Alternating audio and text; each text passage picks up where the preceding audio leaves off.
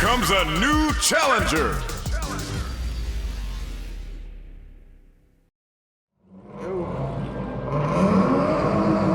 What's going on, guys? Today we have something a little bit special. I was at Pocono Raceway the other day and a C6 Corvette happened to line up behind me. We get a really cool track battle with the rear view camera, and he's able to try and track me down, especially on that back straight, which is super long. I have no idea what was done to his car. All I know is, just from the looks of it, looks like a C6. I assume it's not like a Z06 or anything like that, otherwise I'm sure he would have tracked me down even faster on those straights. And this is in advanced group, by the way. If you guys like this kind of content, be sure to hit the like button. It really helps the channel out, and I'd appreciate it massively. Alright, let's get into it. So as we come down the back straight, typically I would give the point by like 99% of the time. I just kind of wanted to give myself a chance to, see if I can put a gap on him and see what shakes out. Technically you're not supposed to pass on the out lap anyway, but it does feel pretty bad not letting him by there. Going into that first corner, I think there is a little bit of hope for me here. I did create a gap going into this little section. Of course, on the straights, that's obviously gonna compress again, but really have to perform here in order to even stand a chance.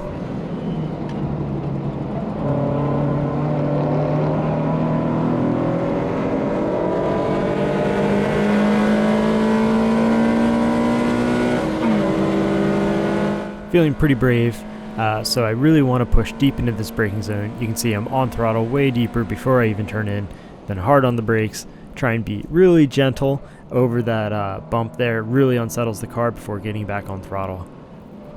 Fun fact, I've actually tried this before.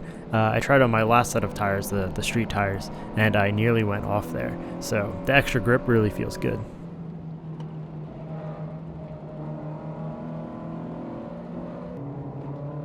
As we fight by traffic here, these two guys sort of gave me the point by at the same time, so the temptation to go 3 wide there was definitely there, but I don't know how comfortable they are with that, so decided to just back out of it and just wait and be patient, but it would have been pretty fun, not gonna lie. So he cruised by that traffic pretty easy, and the battle is officially on. No more traffic. So just like last lap, trying to get a really good exit here, because I know how important it is. When you're on throttle here, you just are able to carry that speed. You don't want to brake too late, otherwise you'll get on throttle way too late. We sort of got a little bit of a gap on him again, so that gives me a little bit of breathing room back onto this front straight, which isn't nearly as long as the back straight, which is very lucky for us.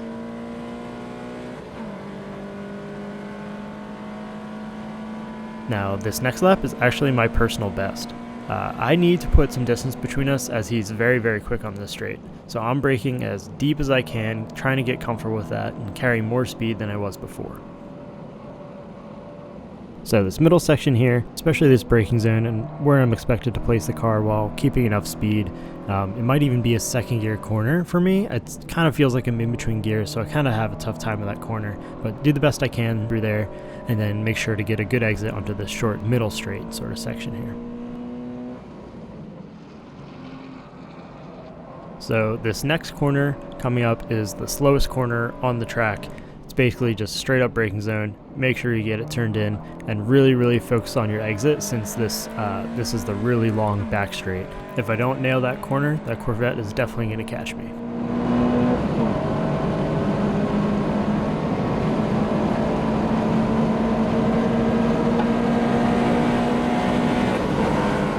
Here he comes. He's probably doing at least 140 miles per hour down the back straight. So we're watching him in the mirror. It looks like he's braking when I do, but you can kind of see he misses his apex and he isn't able to get on throttle early enough. This is something that I've had to learn. It's really fun to brake as late as physically possible, but if you do that, the car just won't want to turn in the way it should, and then you're forced to get on throttle so much later than you would if you were to brake maybe 1-2% earlier. You'll be able to get on throttle so much earlier, and you'll really be able to carry that speed through these types of sections. So it's really important to learn.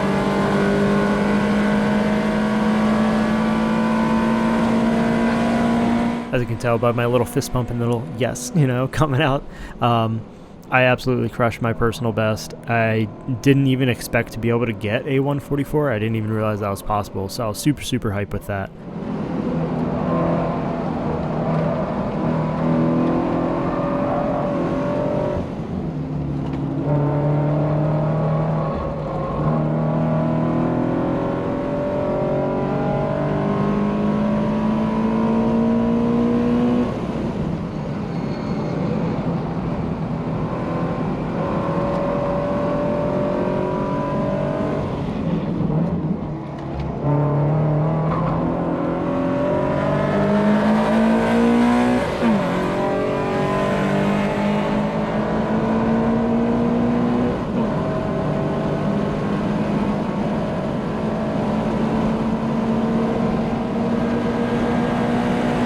Again, you can see him charging down this back straight.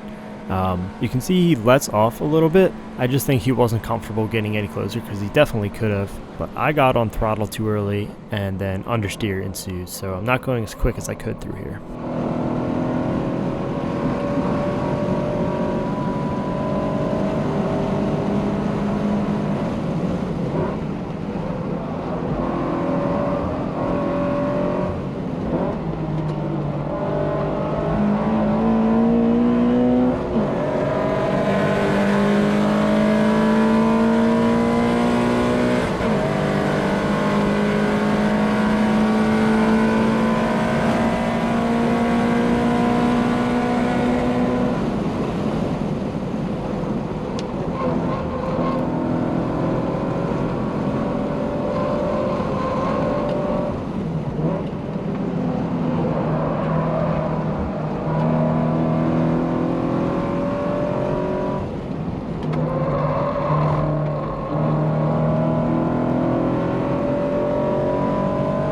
Looks like we're gaining on this Mustang through the twisties. Let's just hope we can kind of hang in there on the straight.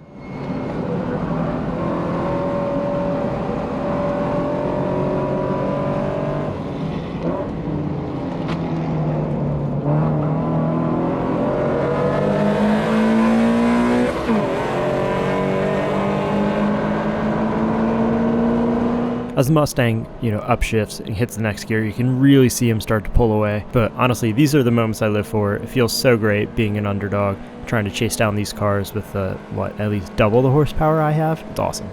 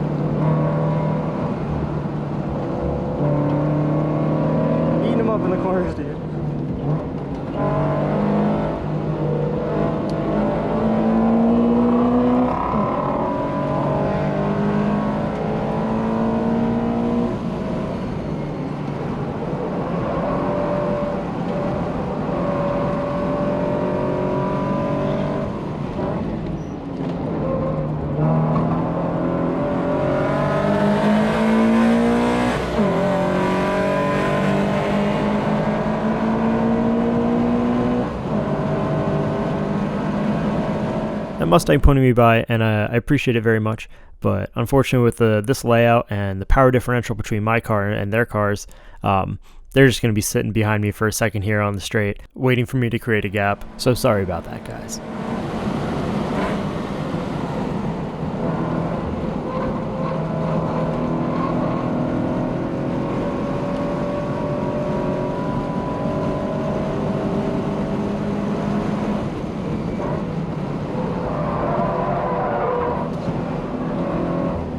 I I ended up trail braking just a little bit too much after that apex. Typically you want to get the rotation before the corner.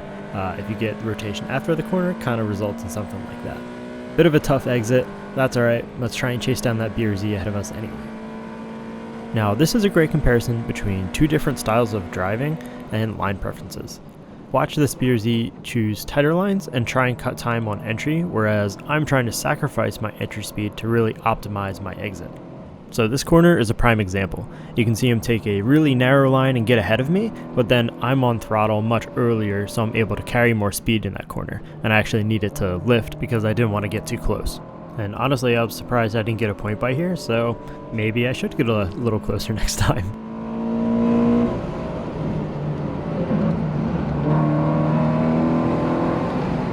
Ended up talking to that owner actually afterwards, really cool guy. He has a pretty similar setup BRZ to me. He's on E85, and I think he said he was running the Yokohama AO52s. So a little bit of a faster tire than what I'm on, but not as good as a lapping tire.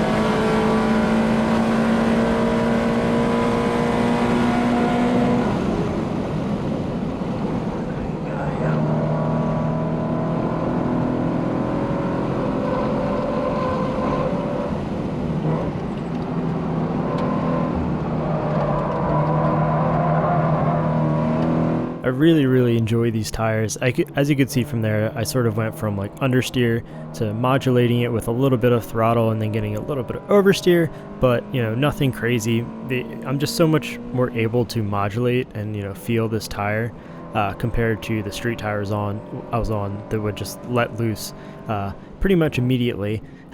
So the breakaway characteristics of these kumhos are fantastic. If you're thinking about picking them up, I think they're a really great tire. Granted, I've never actually tried another 200 tread wear tire, so I'm sure there's better out there, but for the price, these are pretty unbeatable in my mind. Oh